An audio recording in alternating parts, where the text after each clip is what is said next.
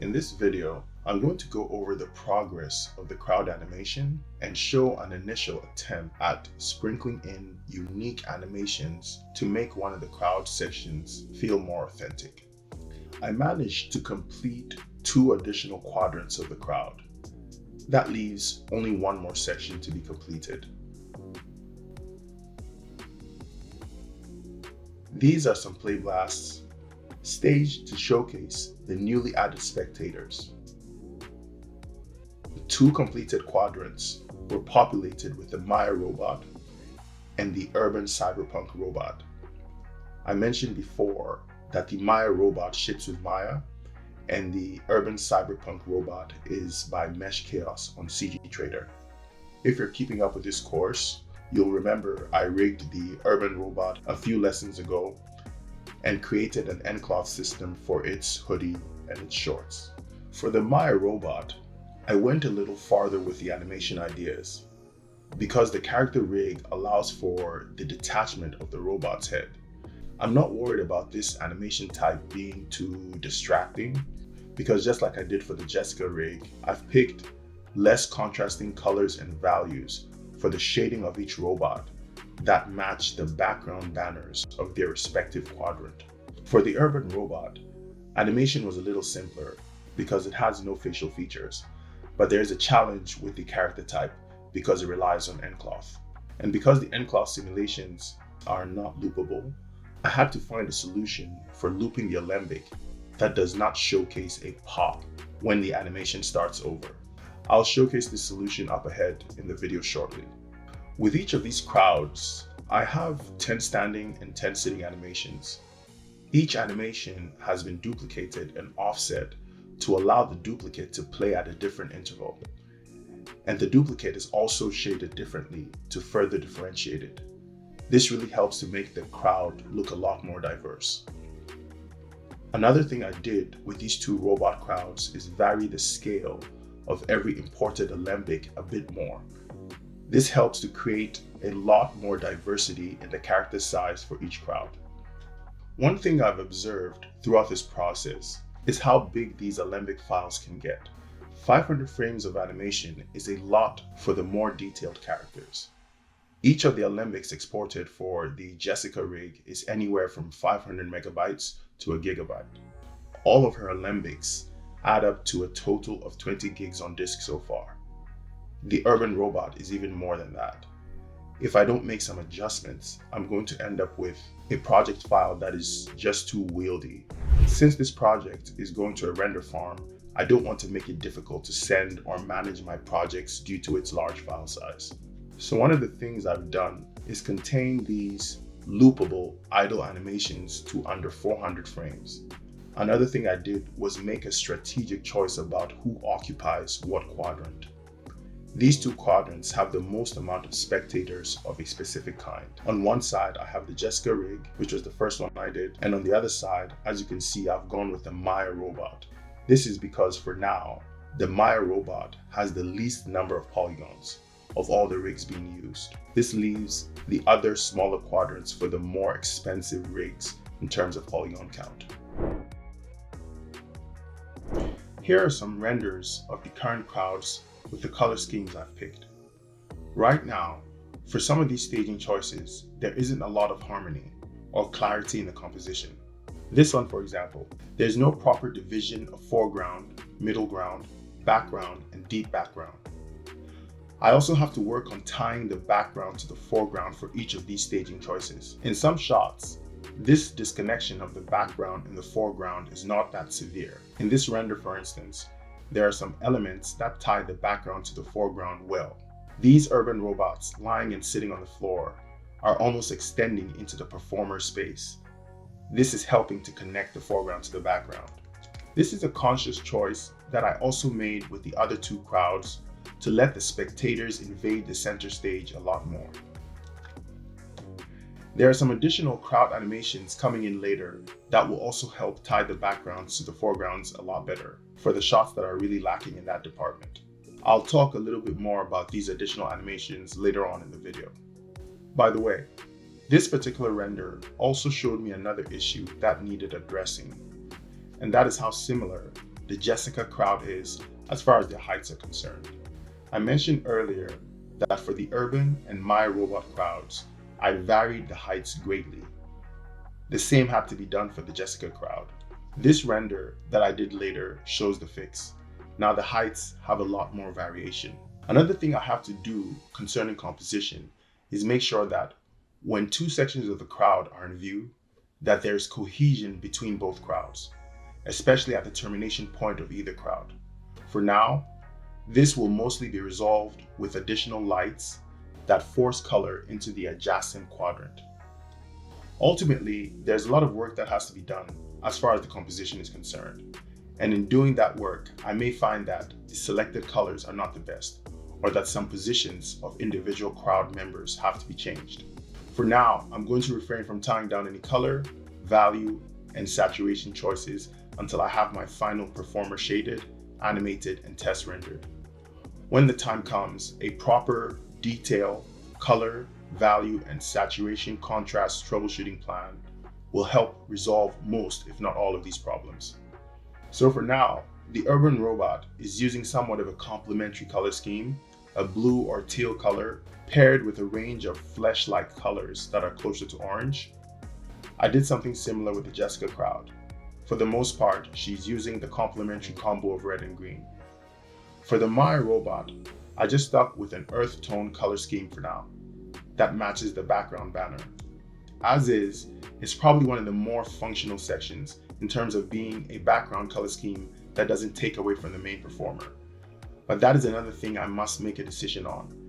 If these crowds are going to have to compete with the dancer to contribute to the overall composition more boldly, or whether they should not distract and instead just blend together with a background set to act as a more unified backplate.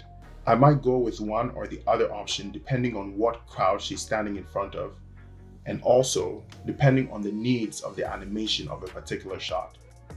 But as I mentioned, I'll postpone this kind of decision making until I have her animation and some render tests of her. Let's get to one of the main topics for this lesson, an example of some additional animation work I did to make the urban robot section feel more authentic. I mentioned in a previous video that I wanted spectators in these portable sections sitting on and hanging from the railings. I have these 5 unique animations indicated on the screen. Using Mesh for this would obviously be overkill because I just need one of each animation. I'm going to show the process for creating one of these, the one on the far left, hanging from the railing.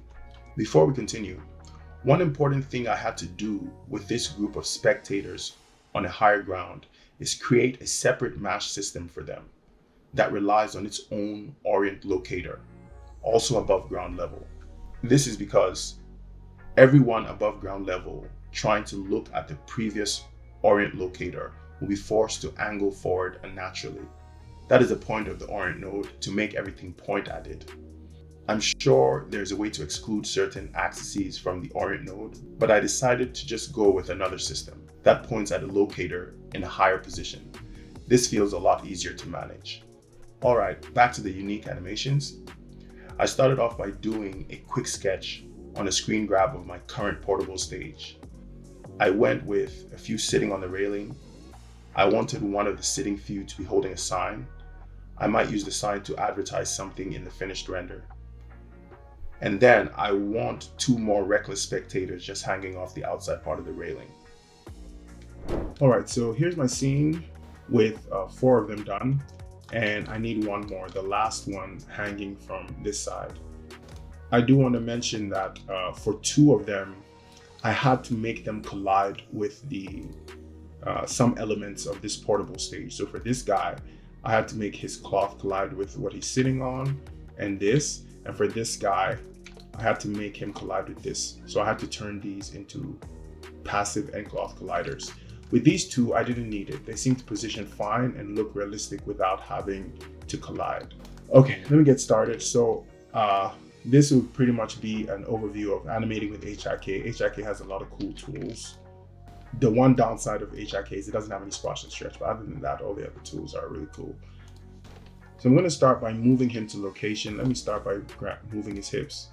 Okay, it looks like some of these controls are set to something else from the previous one I animated. So the first thing I'm going to do is unpin this. I pinned the arm, so I'm going to unpin it so that when I move it, it can move the arm and not pin the arm in place. I also know that this hand is going to be in FK, so I'm going to set all the IK controls of human IK to FK.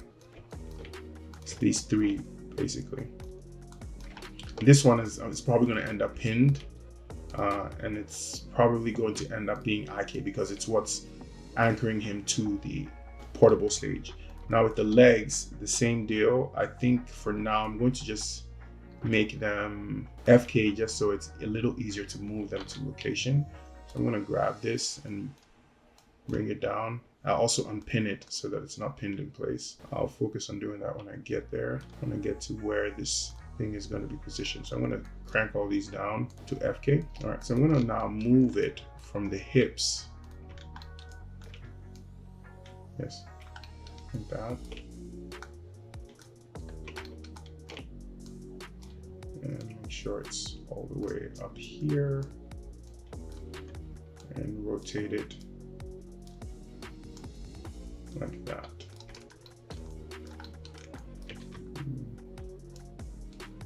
I'm looking for a lean initially. I think it's now time to turn back on my IK controls. So I'm going to turn on my IK controls for the leg. I just wanted to get it here comfortably. I probably should have set a key on 200, on negative 200 with the current settings, but that's fine. So I'm going to set these back to IK and I'm going to pin them. So I'm going to make sure I pin the foot control. And then now when I move the hips, it should hold, it should have him hanging or look like he's anchored from the railing. I'm gonna rotate the legs a little. Now it's important initially when you're setting these keys, I want to have this selected. This makes sure that every time I make a movement, since auto key is on, it will set a key on everything, on the entire rig, and I need that right now. So I'm going to leave that on. It's pinned. And then I'm going to also turn him to the side a little bit. But the next thing I need to do is ensure that his hand can reach this railing. I'm going to set this to also IK. Make sure that the elbow control is set to IK and this hand control is set to IK. I'm going to grab the IK controller and just make sure he's, this is a good point to turn off this effect, because this only doesn't ensure that all the controls are key, but it makes the entire rig move when you're just moving one piece of it. So I want to set it back to this, which is just body part. So this will just move a handful of things. Like in this case, it'll just move the arm, everything from the shoulder down. And when I'm working with HIK, I like to keep go on the shading and turn on X-ray joint. So that's why you're seeing all this, the controls of the HIK. I'm going to turn off geometry selection for now, just so I don't end up selecting geometry by mistake. And I just want this thing to look like it's holding onto the railing. This thing is far away enough in my shot that it doesn't matter. I don't need any meticulous posing to just get away with a lot.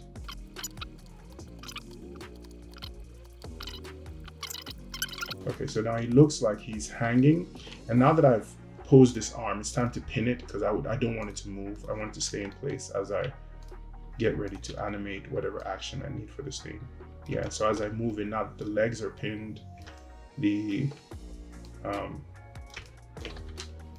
hand is pinned, and I can now make some choices, yeah, like that. Okay, so I want some tautness, yeah, so he looks like he's really hanging. And I'm going to bend his chest forward and bring his hand down. This hand needs to be FK because I'm about to do some swinging and I want some overlapping action. All right, so there he is. He very clearly looks like he's looking at the center of where the center of the stage would be.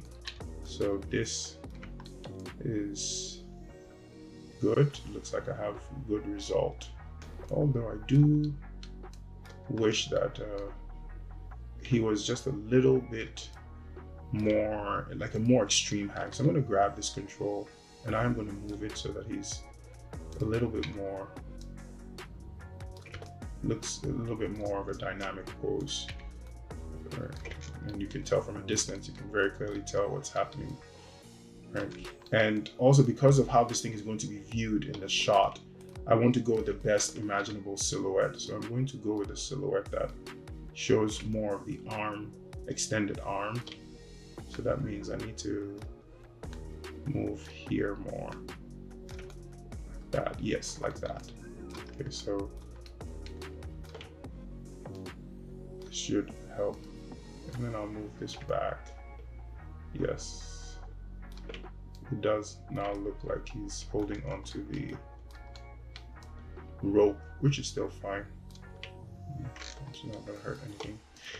But this arm definitely has to look like it's responding to gravity. So yeah, like that over there. He looks pretty cool. Looks cool. Yeah, but also now I realize he's not really, he's not properly planted. Yeah, that might be better. I'm going to go to full body and move this so it moves the full body. And turn it back to parts and get this again. Okay, so this looks like it's successful. I'm gonna go back for the taunt hand. And there we go. So that's the initial pose. And then now I'm going to select this thing, go to key all, and then I'll middle click on the last frame. This is only 200 frames because this is an expensive asset, as I mentioned. So all the other blue idols are about 400 to 500, but this one is not going to be that much. Now, what I want this character to be doing whilst it's hanging is just to sort of be swinging very slightly. So I'm going to go back to body part, select the hips, come to about frame 50. Now that I have the same key on, so I'm gonna move this about just a little.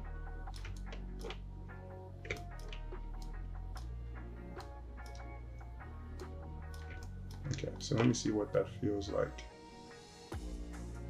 Yeah, so it looks like moving. I'm gonna hide these other alembics that I brought in, the other animations, just so I can scrub this a little bit more comfortably. Okay, so it looks very clearly, it might be too much movement. So I think I will, rather than do a translation, I don't want this thing to look wrong. So I'm going to just do a rotation instead. So I will go like this.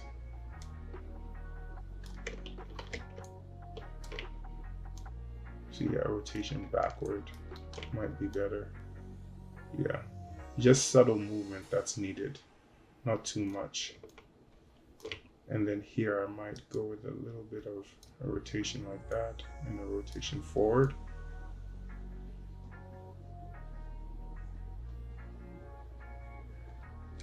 And now that I think about it, I think I do have to do some type of, I'm gonna go to just key on a single item, which will just key on whatever I have selected and move it back a little bit.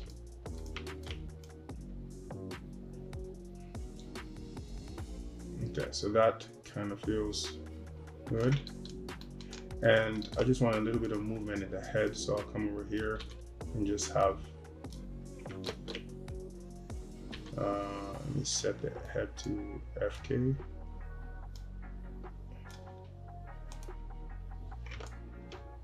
Actually, no, I'm going to put that back to FK. I just set it to IK, but I started with FK, so I'm going to just select the FK control and just do a little bit of a rotation here.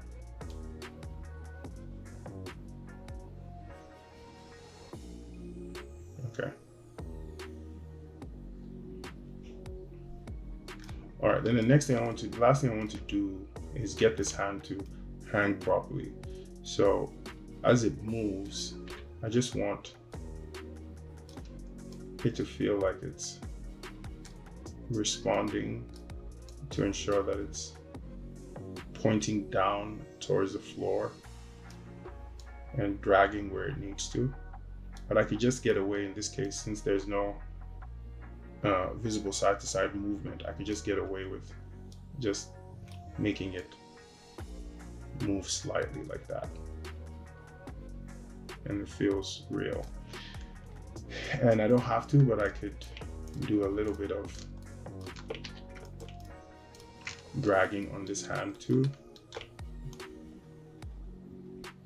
So in this case, I'll just start making some movements. And it just breaks up the motion and it doesn't feel so the same. And I think I'll do a little bit with the fingers too, and that should be it. Again, these animations are not that important, so I mean, they're really far away. And in his case, I think the only time you might end up seeing him is when during Jeneeva's performance, she tosses the cane in the air, and I think it's the only time that he'll be in frame. So this is the idol of him hanging. And I'm going to do one more thing. I was going to make him bob his head, but I think I'll let that go. I think this is fine. This is a good idol. All right, so this is a playbast of what I just animated. I'm playing it in After Effects to get the real-time playback. And there's a little hiccup in there, but it's fine. I can still see what's going on. All right, so now it's time to simulate the nCloth. I've gone to -200, all the way back to -200, where the character is at 0 pose, and you're going to see it moving to location. So that by the time we get to 0, this is where our valid animation starts, and then we're going to continue on to 200. What you're seeing over here is the previously cached version from the last animation I did before I started this one with you guys. So you're just seeing it being read in. It's about to be erased with what I'm about to do. I forgot to hit record, but one thing I did in between After Effects and here is that as this model is moving, I have to make sure it's making reasonable poses so that it doesn't break the nCloth during this transport process to the final location. So you'll see that I've taken things like the legs and I've set keys to make sure that the character is not breaking or creating any weird poses that might affect the nCloth. I only really need this central region to act reasonably, like the torso and the legs, because that's where the nCloth is. Things like the hand, like a hand breaking on its way there like this, doesn't matter because there's no nCloth there, and none of this really matters. This is just a transition to our starting point. So what I'm going to do is I'm going to start this simulation process. So I'm going to select my nCloth system, and I'm storing it in a respective folder that matches the animation name. I'm using only one file. I'm using NCX, and I'm going to simulate the entire time slider. So I'm going to position myself here so you can see the nCloth as it makes its way, how it deforms as it makes its way to the final location. I'm going to go apply, and I'm going to go replace the previous cache that was there.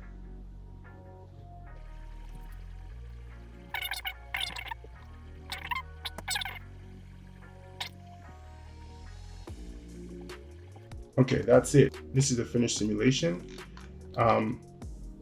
I'm going to go back to 0 because I don't need any of these animation frames, and take a look at what I have. There's a weird jump at the beginning, which might not work. One important thing I do want to show is that for something like this, you cannot loop it. So when I take this as an alembic, because an nCloth simulation cannot be looped, instead of looping it, I need to go back and forth. So I need to dolly back and forth. The alembic settings calls it bounce. So what it does is it just goes like this, and when it gets to 200, it just plays backwards. Now, because of the type of animation I have, this is going to work.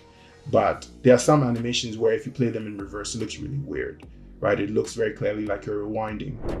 Like this one over here, where the character is slapping his thigh. As you can see, a bounce makes for some illogical action. It very clearly looks like it's being rewinded. So in an instance like this, I have to settle for the pop that comes with a loop. In this specific case, it's slightly negligible. But if it presents a problem in a specific shot, I will offset the animation so that the cycle does not start over from the viewing audience's perspective. And these animations are in the background, so it'll be very hard to see it. I have the light fog, and the atmospheric effect by itself does a lot of blaring of minute detail from the background. But something like this idle here, you're not going to be able to tell the difference, right? So if I go like this, and I go in the opposite direction, because it's such subtle movement and there's not any particular action being performed, and it's just idling, it works. All right, so judging from this result, I don't like this little bounce in the beginning, so I'm going to run another simulation. One thing I am doing occasionally is turning on damp, which prevents the cloth from articulating so much. I'm going to probably need to increase it a little bit more, but I'm going to go back to 0. You're going to see a little busier simulation if I simulate at 0. So I'm going to go to -200 and just see what a damp of 0 gives me. I'll come back here and simulate again.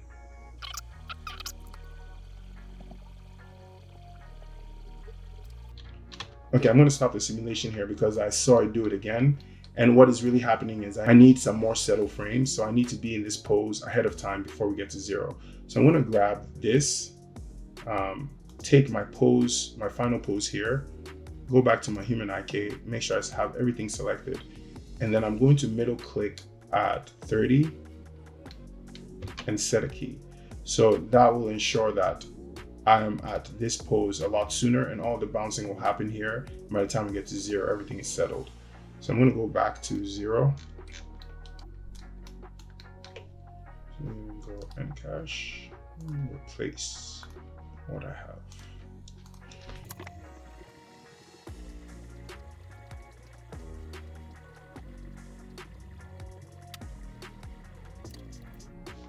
Okay, so it looks like it worked out. I didn't see any weird behavior in the nCloth.